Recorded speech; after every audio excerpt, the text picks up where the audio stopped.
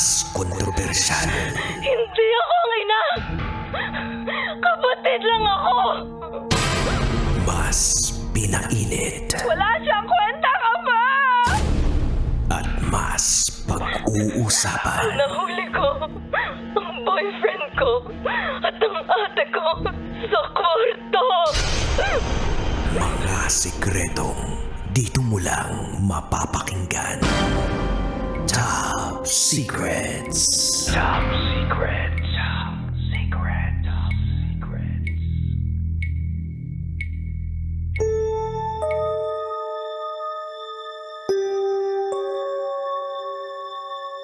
Good evening Luzon, Visayas, Mindanao, Metro at Mega Manila sa lahat po na nakatutok sa rin ngayon. Kayo po ay nakatutok sa 90.7 Love Radio.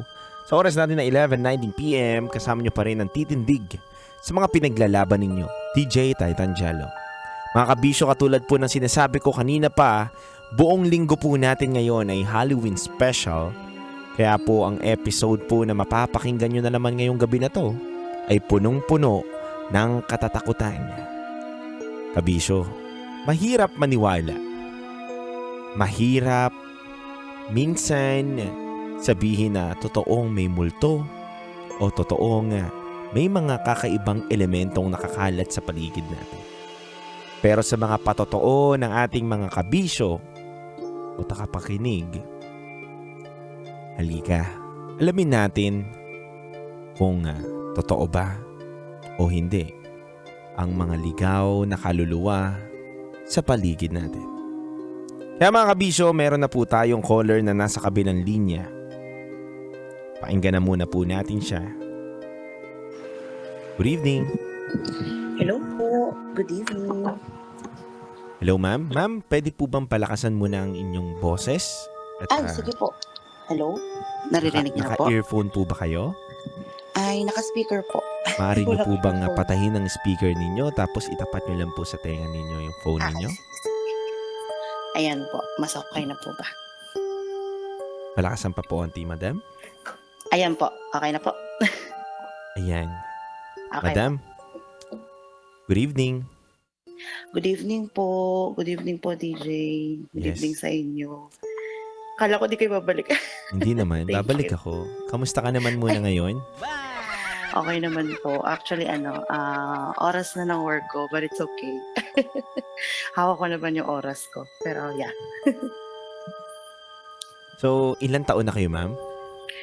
31 po. 31 years old. 31 years old. Taga saan? Cavite. Das Marinas po. Das Marinas, Cavite, 31 years old. Itago natin sa pangalang Steffi po. Steffi. Cavite. Steffi, 31 years old, taga Cavite. Ano ang top secret mo? Ayun po.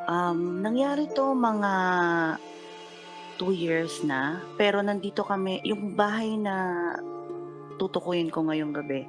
Ito rin po yung bahay na nandito ako ngayon. So, we're still living here.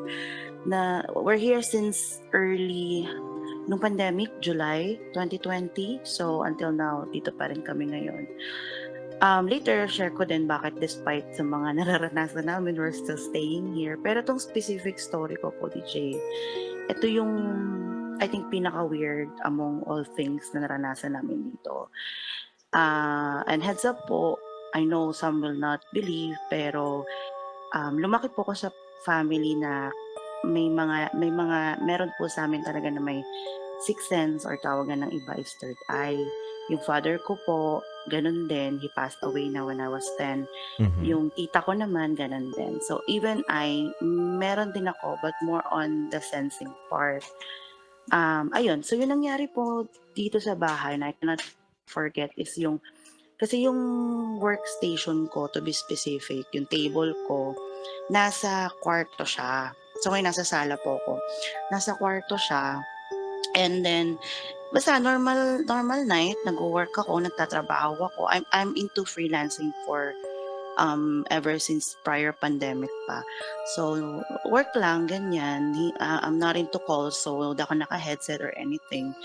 Tapos, sabi ko dun sa partner ko, which is yung table, katabi lang siya ng bed.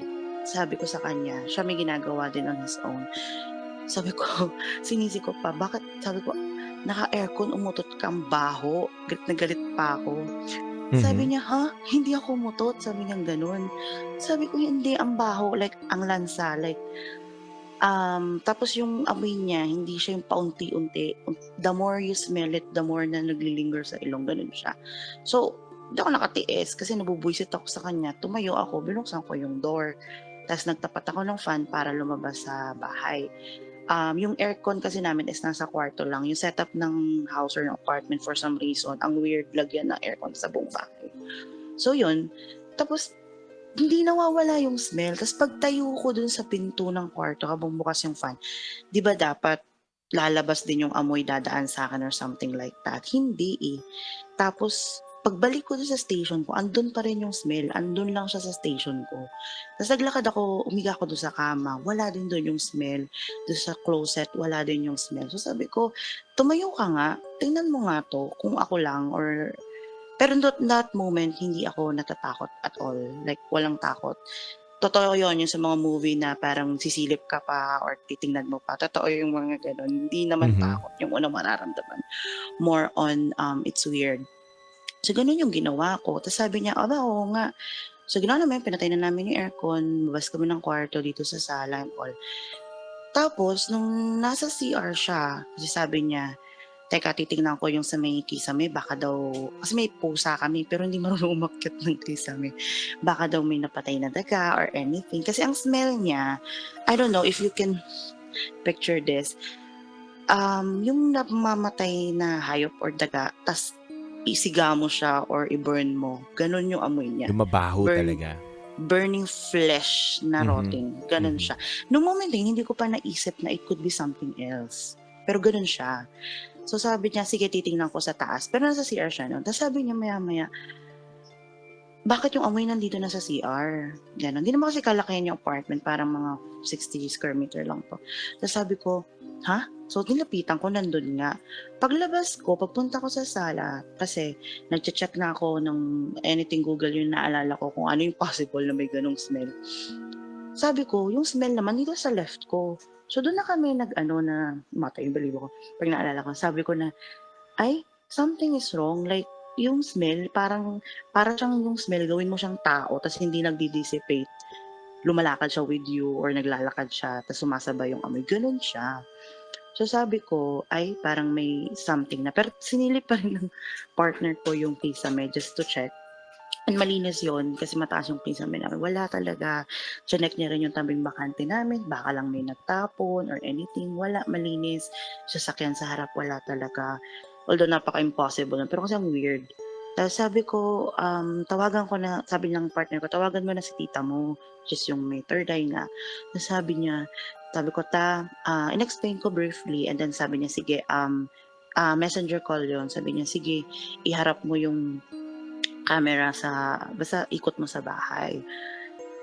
Hindi niya sinasabi sa akin pero I know nag-iba yung reaction niya nung tinapat ko sa bandang likod namin. I don't know if you want to see. I can send video pero dun sa likod namin sa may labahan. Tas ang sabi niya lang, kumuha ka ng asin, ibato mo, ikalat mo, magbato ka ng asin sa buong bahay. Yun yung sabi niya. Tapos ang naalala ko ng next na, sila na ng husband ko nag-usap, ng partner ko. Hindi ko na alam ibang mga pinag-usapan nila. And then the next thing I knew, sabi niya, bukas ng umaga, kasi wala kami that time sa bahay. 2 years na kami that time noon, or 3, I don't know, I cannot remember. Wala pa Mhm. kaming may Bible lang, pero wala kaming like cross, or anything. By the way, we're Catholic, so wala kaming ganun. Sabi niya, punta ka ng umaga, sakto yon Sunday, the next day. Sa church, yung mga pinagbibilan ng mga items, pa-bless na din and anything. And then sabi niya, pupunta ako dyan, may holy water ako dito from Padre Pio, mag-pray tayo and everything. So, gano'n yung nangyari. Pero the whole night, it's very uneasy. Ang lagkit na nga ng sahig namin ng tiles kasi dahil dun sa, what you call this, yung sa asin, Asin.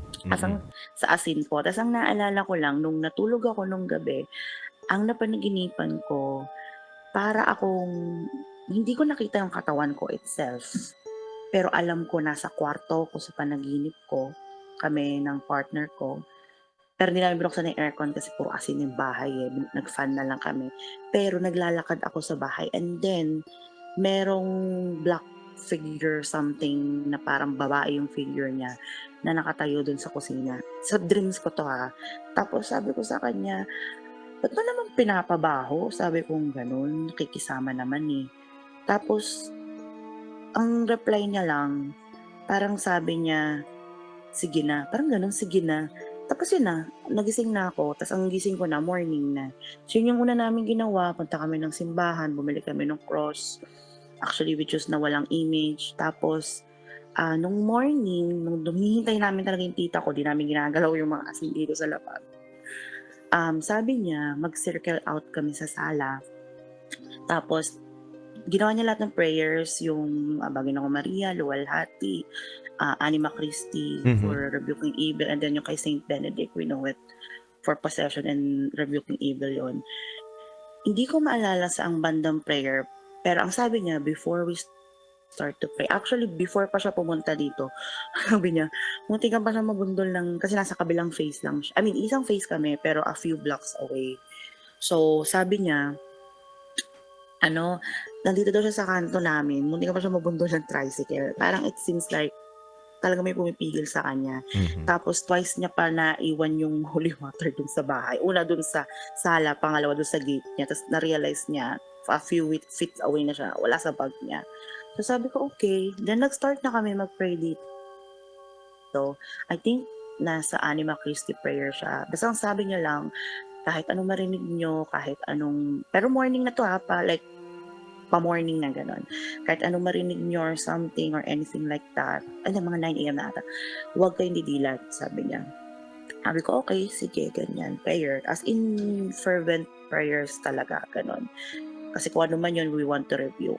Pero we haven't spoke pa rin kung ano yung nakita niya, like literally. Pero I have an idea na, I have an inkling based doon sa nakita ko sa dreams ko. So sabi ko, nung nagpe-pray kami, for out of the reason, akala ko ako lang yung nakarinig ng ganun.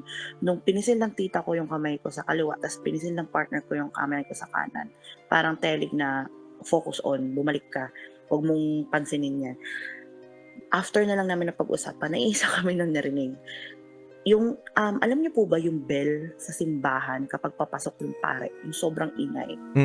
Ganun yung narinig namin. Pero faint lang siya, like something coming out from, ito nga, yung sa likod namin.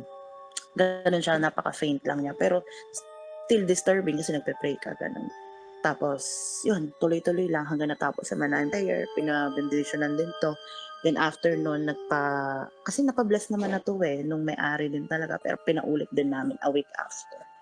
Yun yung pinaka-ano na yun. Tapos parang after mabendisyonan ni Father to mga 2 weeks to, nagtanong ulit ako sa tita ko, just checking kung tama ko ng hinala, nakita niya. So ang sabi niya, evil talaga. It's not the mumu, it's not aswang, mga ganun. Evil talaga. Like, yung rot na naaamoy namin is yung half ng face niya. Kasi black siya nasusunog siya. Yun. Ang ingay ng cats ko. So, yun. Ang taas na ng siya. balahibo ko dito, Steffi. Sorry po. Pero yun po siya.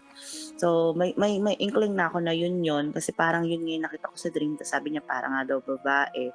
Pero sabi niya, image lang yun ng babae, human form. Pero it's not. So, yun siya. Yun yung pinaka-worst na nangyari dito sa bahay so far. Above anything else. Like, simple as yung kahit yung kagabing kwento, doppelganger, nangyari na rin yun. Kahit yung tuwing aalis na lang kami, yung susi ng kotse, meron lang kaming lalagyanan. Lagi nawawala doon. Lalo pag emergency pa yung alis. Kasi ako may comorbidity tawag ba doon. So, minsan na dadala ako sa hospital. Ilang beses na yon na nawawala yung susi ng kotse dun sa lalagyanan ng susi ng kotse. And then when you look back, andun lang siya, like sa gilid lang ng bowl. Mga ganong eksena. Steffi, may Pero katanungan now, lang it's ako. more peaceful po. Ay, yes po. Bakit nag-i-stay pa rin kayo dyan sa kabila lahat ng mga pangyayari sa inyo? Okay. Sige po, yun, good question. Ewan ko rin kung maniniwala yung iba tonight, pero for those interested ako sa opinion nila. Ang kapalit nga somehow is sobrang luck. Luck in money, opportunities. I mean, at the end of the day, I know it Yes. came from the, above, from God. Pero laging gano'n. Like, na kahit nung pandemic, naiisipin mo na wala na ako ng work, wala ng work yung partner ko and all. Parang ang bilis dumating nung pera 'pag kailangan. Lagi siyang gano'n. By the way, yung bahay nga pala namin po, kasi originally nakatira dito, kababata ko. So, naano sa Pag-ibig, yung bagong owner, yun, pinaupahan niya kami yung first na umunta. Tropa-tropa siya ng late mother ko. Ginawa nila, pinalitan nila yung pinto. Yung pinto, saka yung gate, magkatapat, tapos lahat nakatapat sa isang kalsada, which is masama daw po yun, daw, sabi nga nila. Mhm. Which is yung original nito, hindi nakatapat yung main door sa gate, tas kalsada, yung may kalsadang tumbok. Ewan ko ba't pinalitan nila for some reason to. Kaya pag gabi or magdilim na, talagang sinasara namin lang yung pinto. Wala lang, may nagsabi lang din sa amin. And then I have a friend pala na, ayun, medyo mas advanced yung skills niya. Pagdating sa sixth sense na tinatawag, kasi siya yung nakakita ng aksidente ng jowa ko na kahit tapos na, at first meet ko pa lang sa jowa ko, naikwento niya na sa akin in advance, hindi ko pa alam yun. So anyway, ang sabi niya dito sa bahay, may para siyang portal. Ewan ko maniniwala yung ibang weird talaga, pero Yes, may portal mga siya. naniniwala po sa ganyan, ma'am. Opo. Go lang. Portal siya. So, long time ago, it has been closed and it's not open din as much as possible. Pero somehow, since whoever they are, departed or anyone, they really, parang interested sila to get through it. So happen, nandito sa bahay yung portal na yun, or sa likod, sabi nga nung kaibigan ko. Ayun siya. Yun yung reason din, di kami nagli-leave. Ayun.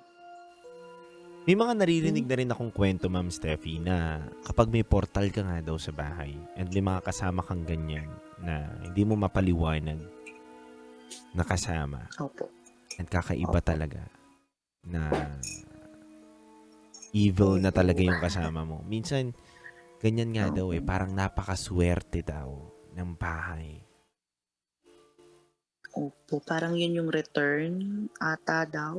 Pero kasi what we did when we rebuke yung yun nga yung pinaka-worst is that sabi din nung, kasi nag-confess din ako sa pare, sabi niya, i-rebuke niyo yan. Sabi niya, since kayo nang nakatira dyan, we know that they've been here before us, pero still, ang sabi nila, you own the place. Sabihin mo na sa'yo yung bahay, angkinin mo. Para alam nila na, yeah, you can coexist with me kasi nandiyan ka na beforehand. Pero sa akin to, parang ganon, akin tong bahay. Kahit yung bahay na kinukuha ko na, ganun din yung claim ko agad to, na akin to, whatever it takes. Ganun daw po yun, para they know na they should not bother you, they should not do anything bad sa'yo, even dreams, mga ganun bagay po. So, ibig sabihin, Steffi, until now, hindi pa rin nawawala yung mga ganyan na nagpaparamdam sa inyo. Pero nasanay na lang kayo. Opo. Kahit ngayon walang talking, I know, papansin yung nasa kusina. Kasi bubukas yung tubig. Wala pa nga kaming tubig dito. Prime water. Sorry, pero wala pa nga kaming tubig dito. So, ayun. May mga ganun pa rin. Like, yun nga, right now, narinig ko saglit yung water bumukas then sumara. Posible naman buksan ng dalawang cats ko nandito sa paanan ko. So, yung mga ganun, naging normal na lang siya. For others, it's not. Kaya nga minsan ang weird mag-accept ng visitors kasi ang hirap explain sa kanila. Parang one time may bisita ko na akala niya ginigising ko siya. So, chinat niya ako kasi kami nasa kwarto, nasa sala sila. Be, di ba mamaya pa tayo magbe-breakfast sa Tagaytay? Sabi ko, oo. Sabi niya, ba't kalabit ka ng kalabit ng paa ko kanina? So, lumabas na ako ng kwarto. Sabi ko, Day, ngayon pala ako lumalabas. Ni umihi, di pa ako umiihi. That's around 3 a.m. or 2 a.m. yun. Ayun, ending, tumabi siya sa akin. Tumabi siya sa amin mag-asawa. Naglagay siya ng mattress niya sa floor. Ayun, yung mga ganung bagay. Ang hirap explain, some understand, some don't. Sa mga di naman nakakapaniwala, ayun may pinsan din ako, he experienced it firsthand, hindi rin siya naniniwala. Dito rin, natutulog din siya sa sala ta's nanaginip siya, pero hindi naman bangungot level. Pero gano'n din, nandito daw siya sa bahay and then may at this time naman white daw na babae. Tapos parang hindi siya nakakatakot sa panaginip, hindi nga daw Mhm. siya nakaramdam ng takot. Nasa kusina lang din daw. Tapos nag-iba na yung dreams niya. Sinabi niya lang sa amin nung kumakain na pagising. Sabi ko lang, hayaan mo na lang kako. Ano lang yan, welcoming committee. Ganun po siya. Steffi, okay lang ba explain mo sa amin anong ayos ng bahay ninyo? Ano bang itsura ng bahay ninyo? Sige po. Sige po. Kasi ang style po dito is row house. Sa face namin specifically. Actually, yung kinalaki-lakang bahay is just few blocks away lang dito eh. So, ang bahay po, pagpasok mo, gate muna siya, tapos konting pocket di garden nga eh, parang taniman, whatever lang na maliit. And then, yung gate, nakatutok siya sa pinto. Like, straight sa pinto. Tapatan talaga. Tapatan po talaga. Dati hindi siya ganon. Yung original structure nito, hindi. Tinibag talaga nila na hindi ko alam ba't nila tinapatan. Siguro space-wise, gusto nila accommodate yung space. Tapos after po ng pinto, sala na. Tapos ng sala, wait lang, pagpapasok kayo, kanan yung sala, yung tumbok ng pinto is um, dining, and then yung ref, and then yung kusina na. So, pag nasa kusina ka, pwedeng tanaw mo pa rin yung gate or sa labas. Tapos, pag sa right side ng kusina, pag galing ka sa labas, CR, and then yung laundry area na. Dun usually strongest yung presence sa laundry area. Which is kulog siya. Hindi siya yung usual na laundry area, tas open yung taas. Parang likod ng bahay. Hindi, kulog siya. And then, tabi ng dining is yung kwarto. So, laundry area yung nasa likuran, 'di ba po? Tapos nandun yung aircon, tapos kwarto din. So, ganun. Parang nasa gitna, right middle side yung kwarto sa buong rectangular shape ng bahay. Parang ganun po. At least ngayon na nakikita na Nabi-visualize. yes, na-visualize namin yung bahay ninyo ngayon. Opo. Ang Ayun liit po. lang pero may nagpaparamdam ng grabe, no? Ayun po. Grabe talaga. Like, lalo pag ganito na napag-uusapan sila, parang for some reason, hindi ko alam, na-excite ba sila? Gusto nilang magpapansin or something. Parang ganun po. So yung kwento mo dito, yun na yung pinakamalala ninyong na-experience dyan sa loob ng bahay ninyo. Kaya ko siya sinabing pinakamalala kasi ang weird talaga nung amoy. Ano niya, ang sabi nila, yung ganong amoy, and our listeners can search it online to naman eh. Pag nakaamoy ka daw ng burning, rotting flesh, most likely than not, it's demonic. Yes, demonic Yun. talaga yun. Yeah. Apo, yun siya. And kaya ako sinabi siya yung worst kasi hindi siya normal. I mean, for me, yung mga, sabi ko nga po, I can feel and I can sense din. Yung mga ghostly, ganyan, I think they're quite fair enough pa. Yan. Pero yung ganon, yun yung hindi ko matanggap. Sa doppelganger naman is, ganon din, yung partner ko din, ginaya na rin siya once, nasa kwarto ko. Tapos sabi ko sa kanya, ang alam ko, naglilinis siya ng kotse nung time na yon. Tapos sumilip siya, sabi niya sa akin, nagsalita pa siya. Parang, bilisan mo dyan. Sabi niya kasi gano'n, kasi nga dapat pupunta kami Tagaytay. Tapos, nagtaka ako, paglabas ko, wala siya sa kawalang kotse. Yun pala, pinahanginan niya sa Shell, sa labas highway. Malapit lang naman sa amin.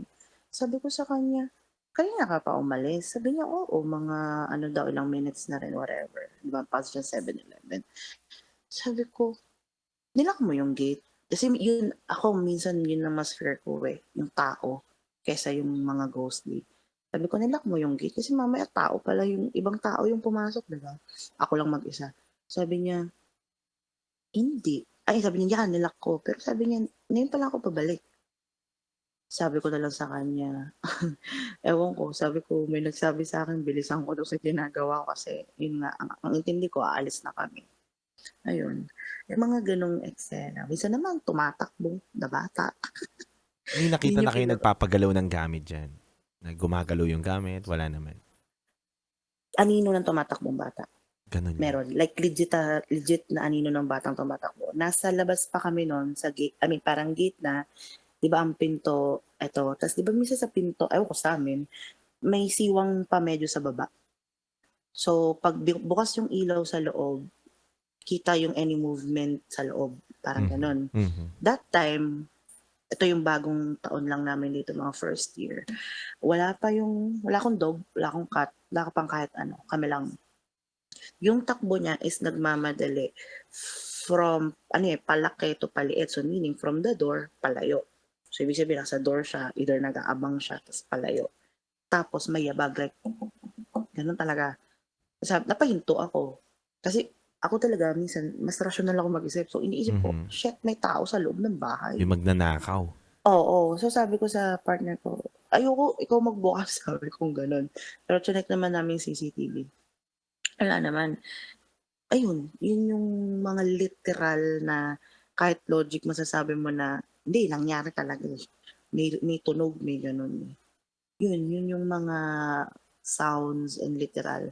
Sa gamit na nagpagalaw, wala naman, more than lang talaga yung ang pinaka-trip nila dito is 'pag may bisita kami, nagtatago talaga ng gamit. Parang yun nga, ang sabi kasi, ang ano namin, may bata kasi dito. Mm. Ang hilig niya magtago, like sobrang literal, ang hilig niya magtago, USB, 'pag kung kailan aalis na, yung maglagay lang ng yung latest dito yung friend ko nag-visit, naglagay siya ng eyeglasses niya sa table, eh, ang cats di naman naglalaro nun, eh. Tapos nakalagay pa sa box sa lalagyanan. Dun lang niya nilagay sa table, ni-review namin yung CCTV, dun lang din niya nilagay sa table, natulog Mm. lahat.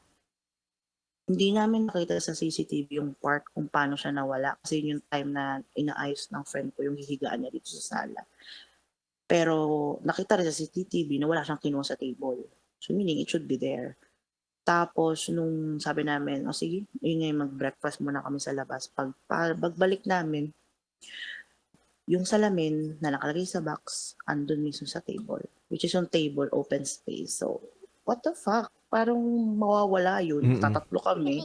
Tapos pagbalik namin, nandun. Kaya pag ganun, na ano na, buti lang yun yung friend ko na nakaka-sense din. Sabi niya na lang, ikaw paglaro ka Ganun. So, Ma'am Minsan, Steffi, ngayon mag-isa ka yes lang po. diyan? Opo, yung cats ko. Ano yun? Ano yun? Kasama. Ang tunog na tubig yun? May narinig ako. Tunog ng tubig.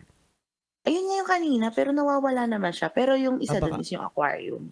baka aquarium lang yun, no? Opo, So, ikaw lang aquarium. Pero mag-isa yung talaga kanina, diyan, ah? tubig talaga yun. Ayan. Ay, nagkakape ka ngayon? Nagkakape ka? Opo, kasi Okay. start na rin ng shift. Okay. Pero okay lang. Anyway, nakakarinig kasi tayo ng mga kakaiba. Natatakot na Ah, tuloy ako. Anyway, Steffi, may mga gusto ka pa bang sabihin? Last words na gusto mong wala sabihin? naman po. Ang siguro for others lang na, ayun, ako personally, Mhm. na lumaki na ganyan.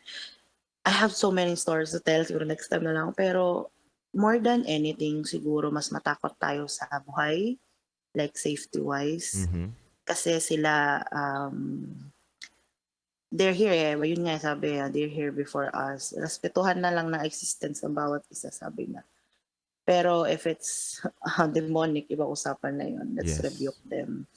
Pero yung mga yun, yung mga ligaw na kaluluwa, sometimes actually, literal, naghihingi lang sila ng prayers. Yung bata dito, he's been here like before natayo pa yung subdivision. According to him, kasi na ano ko rin sila into dreams. So, Mhm. we offer prayer na lang sa kanya. Pero for some reason, ewan ko bakit ayaw niya na tumawid or what. Yung So, mga ganon. nakakausap mo pala sila, Steffi, no? Sa Yeah, panaginip. ang weird man. Pero oo. Pero di ko sila like nakikita physically. Sabi ng dad ko no, nung bata pa ako, sila, pinatanggal nila yon. Lalo nung nakita nila ako nasa field noon, taga Bulacan kasi kami noon eh.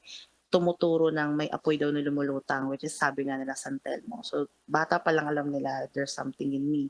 So, sabi lang, pinatanggal daw yon. So, hindi naman natatanggal talaga yon, hindi siya natanggal fully. So, I can hear, I can talk to them psychic-wise, pero hindi ko sila nakikita. Parang mas okay na rin yun. Mas Kasi okay na yun, oo. ayoko makita. Ayoko makita. Ayun po. Anyway, Steffi, thank you so much. Salamat po. And Thank you po. napakaganda naman ang kwento mo ngayong gabi na to para sa amin lahat. Salamat po, sir. And thank you sa pakikinig mo palagi dito sa ating Ay, Top opo. Secret and Rocky Secret Files. And I hope soon makadalaw ka dito sa Love Radio office. Ay, sige po. Fan kami, lalo ng asawa ng partner ko. Yes. Kasi minsan, pag nasa Tagaytay lang kami magkakapesak yan, nakatune in kami. Mhm. Thank you so much, Steffi. Ingat. Salamat po. God Bye-bye bless. po. God bless. Alright mga kabisyo, napakinggan na naman natin ang isang nakakakilabot na kwento. May mga bagay talagang hindi natin mapapaliwanag hanggat hindi pa natin ito na-experience. Pero mga kabisyo, sabi nga natin, buksan natin maigi ang ating mga mata. Baka yung mga nakakasalubong o nakakausap natin ay hindi pala tao na. Mga kabisyo, mag-ingat po tayo palagi at manalangin. Yan lang naman po ang pinakamabisang paraan para sa ating lahat. Once again mga kabisyo, maraming salamat. Ako nga po pala si DJ Titan Jello, ang titindig sa mga pinaglalaban ninyo. At kayo nakatutok sa 90.7 Love Radio. Susunod na po pala, ilalabas ngayong araw na to ang Tita Max na interview ko sa nag-iisang Tanya Chinita. Kasama ko po dyan ang pre-boy na si DJ Angkol Dagol at ang nag-iisang Titan Jello. Mga kabisyo, mapapanood nyo po yan sa Spotify or YouTube, yung interview ko po kay Tita Tanya Chinita. Malalaman nyo po ang aking istorya, onting istorya ng buhay ko. Kaya mga kabisyo, maraming salamat po. Once again, kayo nakatutok sa 90.7 Love Radio. Kailangan pa bang i-memorize yan? Basic. That portion is brought to you by